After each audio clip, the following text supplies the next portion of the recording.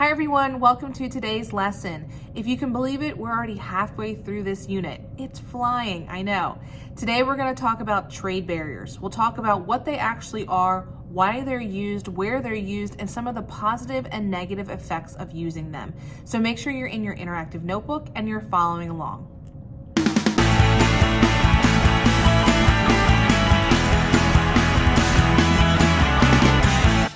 All right, we're on page 4 of your interactive notebook. And again, today we're talking about trade barriers. But let's first start off with our essential question.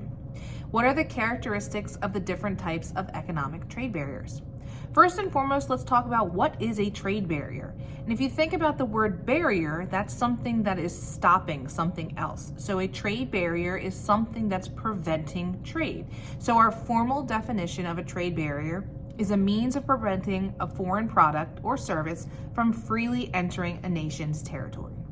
We have 4 types of trade barriers, so let's go ahead and talk about each one of those. The first one is called a protective tariff, and they're sometimes just referred to as a tariff. And these are taxes on imported goods. So if you're a producer and you're importing a certain good, let's say cars, the other country is going to put on a tariff for it, and that just means you're going to tax on it. So you're going to pay more money into it, and so that might affect the price of the good that you're selling. The next is an import quota. An import quota is basically just a limit on how much of that good or service can be freely imported into the country. Remember, a quota is a limit or a certain amount, and then the import is what's coming into the country. So for a specific period of time, they might say you can only import so many of whatever type of good you're talking about. Our third trade barrier is known as a trade embargo. And this one is very unique in the fact that this is where there is zero trade between two countries. It's actually a ban on trade within a country against another country. So there is zero trade, no goods or services. All of them under the sun are not traded. We're going to talk more about this one in a minute.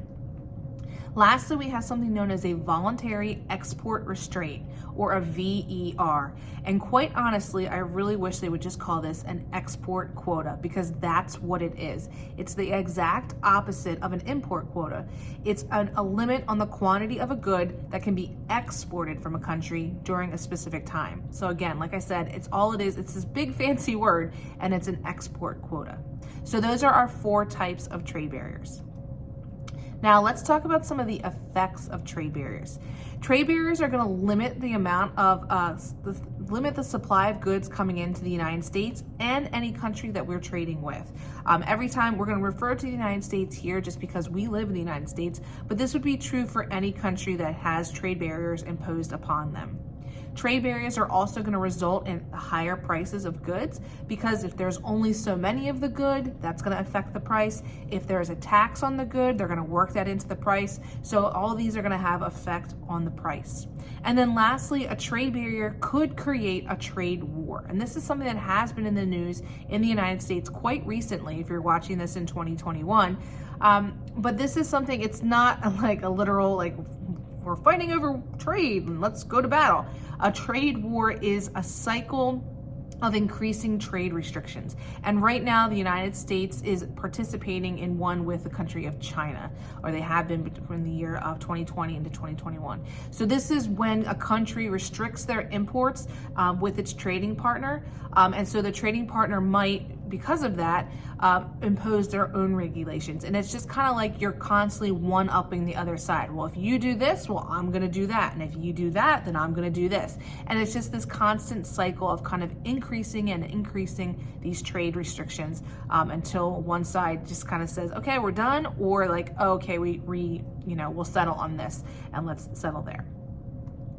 So why do we use trade barriers? There is some argument over having no trade barriers at all, whereas other people say, no, we need trade barriers. We're going to talk in the next lesson more about free trade, but for right now, let's talk about why we would use trade barriers.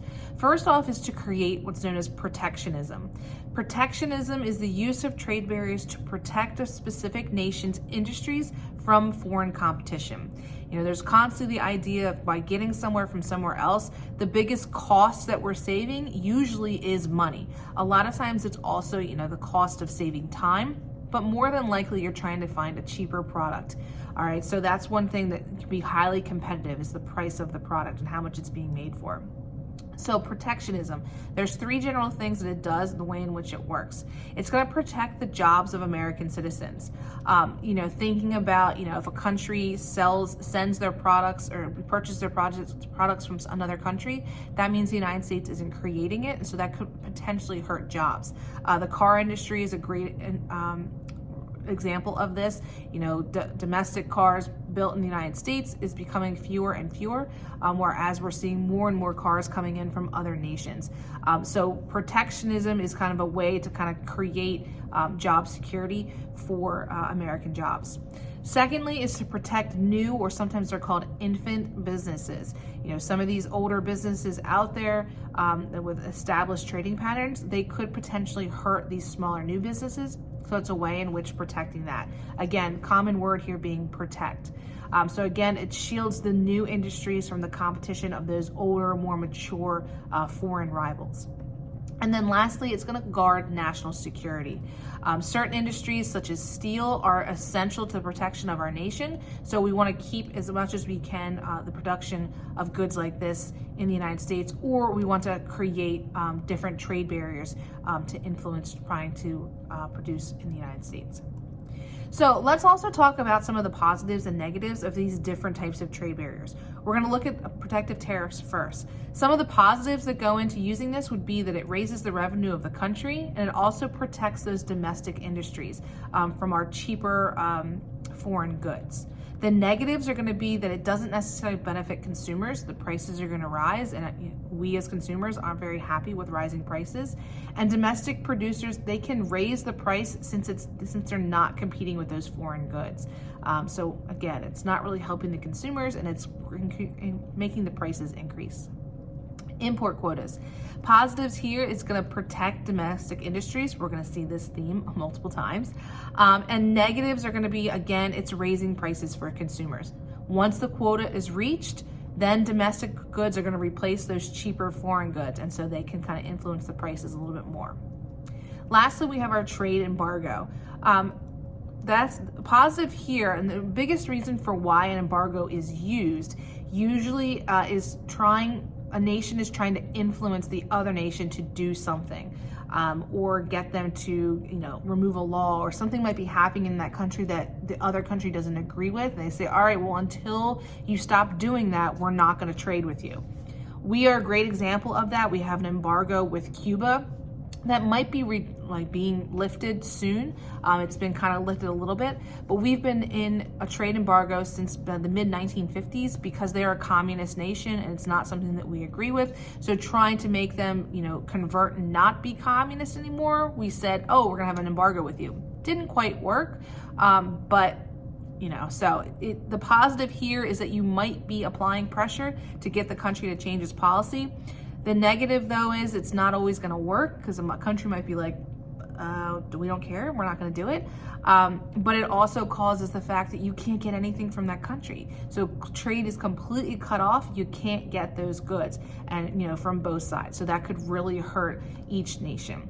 So again, today we've been talking about trade barriers, what they are, why they're used, some of the effects that come out of them, and the positives and negatives that come from them. So make sure this is in your interactive notebook, and next time we're going to talk about free trade. Thanks for watching.